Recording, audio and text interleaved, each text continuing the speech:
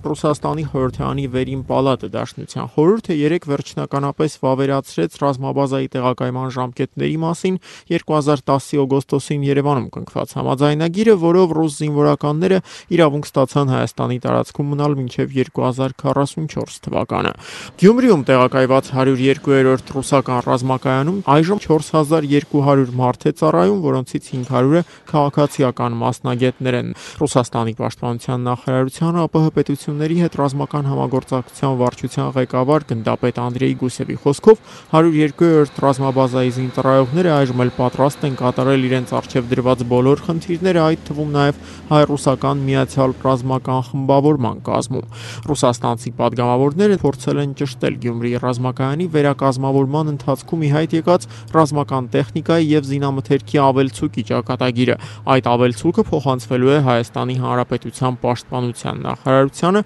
անհատույց կերպով նշել է ռուսական ռազմական գերատեսչության ներկայացուցիչը Դաշնության խորհրդում կայացած լսումների ժամանակ։